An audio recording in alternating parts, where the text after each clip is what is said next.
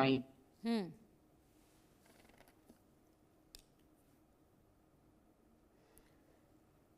बिल्कुल, हम रुक करेंगे तेजावत जी का, लेकिन उससे पहले आपको पल पल के अपडेट्स ज़रूर पहुंचाते रहेंगे, क्योंकि जिस तरीके से आज का जो दिन है वे बेहद महत्वपूर्ण है और सभी उन इंसानों की नज़र आज के दिन पर इस हलचल पर टिकी हुई है जिन्होंने 26/11 के हमले में अपनों को खोया था।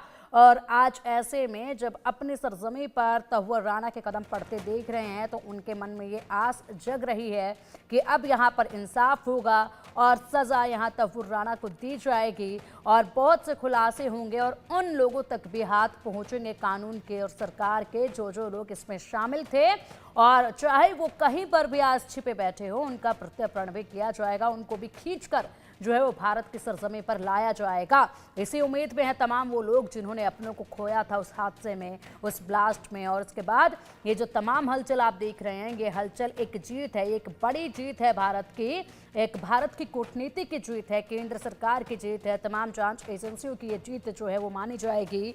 जिस तरीके से यहाँ पर ये कार्रवाई की जा रही है, लंबा समय लगा और इस पर भी सवाल उठते हैं।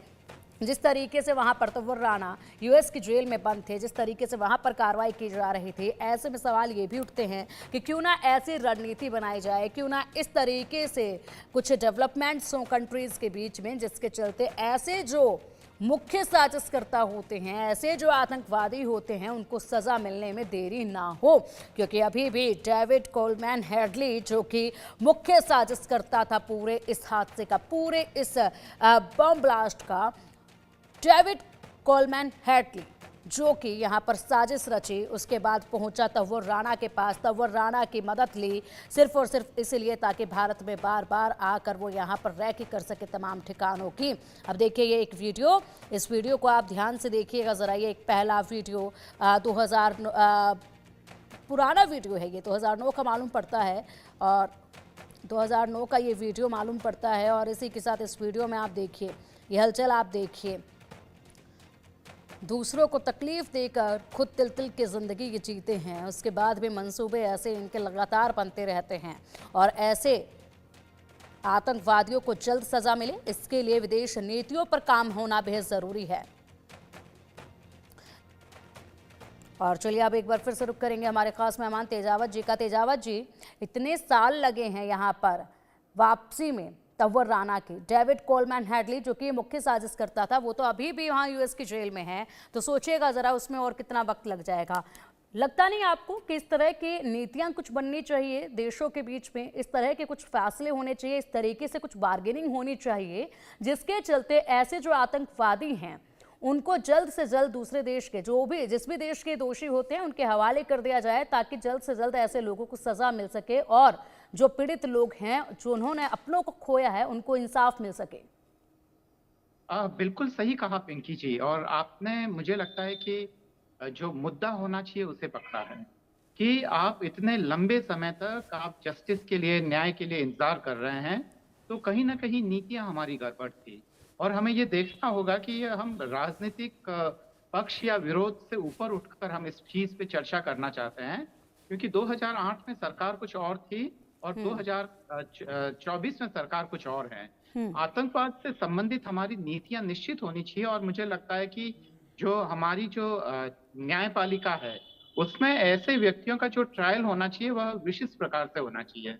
दूसरा हमारा यह है कि हमारी जो खासकर विधायिका है, पार्लियामेंट को इस संदर्भ में एक खास तरीके का जो पॉलिसी पेपर है वह जारी करना चाहिए और ये बताना चाहिए कि अगर इस तरीके की कोई भी हालात होते हैं तो ऐसे में सरकार का रवैया क्या होगा।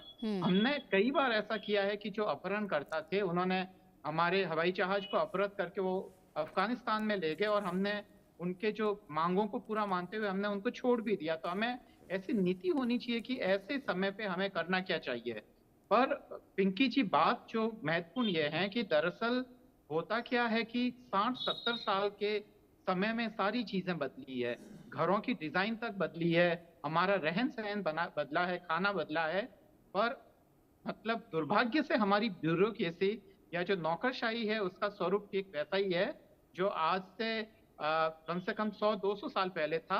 तो ऐसे में मुझे लगता है कि बदलाव होना चाहिए। केवल जो अंग्रेजों ने हमारे लिए जो निर्धारित कर दिया था नौकरशाही को, उसमें बदलाव की ज़रूरत है, तभी मुझे लगता है कि कुछ नई नीतियाँ उसमें काम कर पाएगी। क्योंकि उसमें जो सलाहकार जो है, उनका कई बार अध्ययन ठीक नहीं होता है और सही अध्ययन न होने के कारण उनकी अपनी व्यवस्थाएँ होती है या व्यवस्था का एक अंग होने के कारण वह बदलाव नहीं कर पाते, अध्ययन नहीं कर पाते, इसलिए सही नीतियाँ वो सुझा नहीं सकते हैं। तो मुझे लगता है कि भारत के संदर्भ में कुछ महत्वपूर्ण नीतियाँ बननी चाहिए, खाली यह आतंकवाद का ही मसला नहीं है। मुझे लगता है ऐसी तमाम अर्थनीतियाँ और वो भी बदलना चाहिए।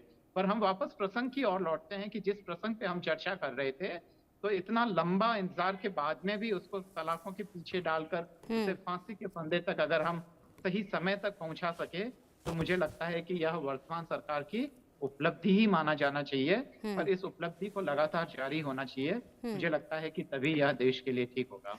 बिल्कुल, बिल्कुल पिंकी जी। तेजावत जी। बिल्कुल, बिल्कुल तहुवर राणा को लाना बेहद बड़ी उपलब्धि है ये।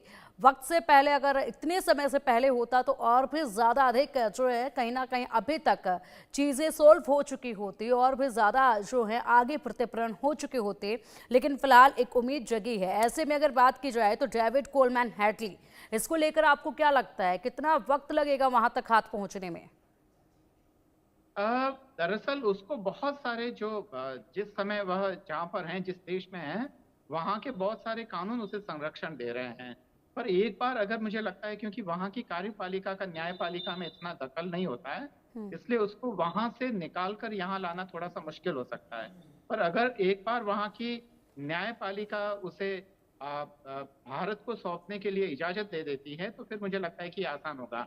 देखिए, तहव्वुर राणा के बारे में एक ख़ास बात ये थी कि उसका जो केस तैयार किया गया था, वो बहुत ही कमज़ोर था और उसमें जो तर्क दिया गया था, वो बहुत ही पुराने तर्क दिए गए थे। उसमें तर्क दिया गया था कि पाकिस्तान का होने के कारण भारत में वह सुरक्षित नहीं है और उसे फांसी दे दी जाएगी। तो ये सारे जो तर्क हैं, वो न्यायपालिका के खिलाफ टिकते नहीं हैं। न्यायपालिका की नज़र में वो टिकते नहीं हैं जब तक कि क्योंकि ये केवल एक प्रेडिक्शन होता है। हुँ। तो उसका केस थोड़ा-सा कमज़ोर तैयार था, पर हेडली के संदर्भ में ऐसा नहीं है।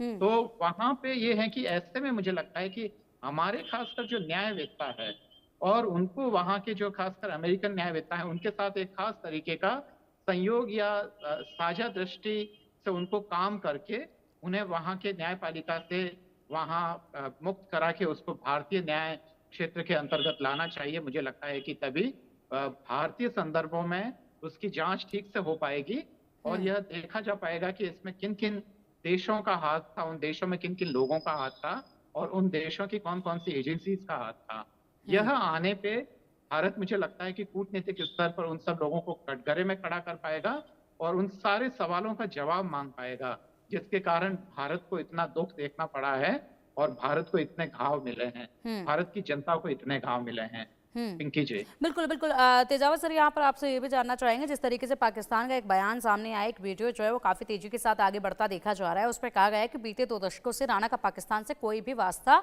नहीं है। वह कनाडा का नागरिक है। तहुव्वुर राणा ने पिछले 2 दशकों में अपने पाकिस्तानी दस्तावेज़ों का नवीनीकरण नहीं कराया है। उसकी कनाडाई राष्ट्रीयता बहुत स्पष्ट है। लेकिन यहाँ पर पाकिस्तान ये भूल रहा है कि तहुव्वुर राणा का पाकिस्तान के आर्मी में कितना मेन रोल था, पाकिस्तान में कितना अहम किरदार था। उसके बाद ही तो वो कनाडा गए थे, लेकिन वो कह रहे हैं कि 2 दशकों से उनका यहाँ से कोई मतलब ही नहीं है, कोई नाता ही नहीं है। इसको किस तरीके से देखते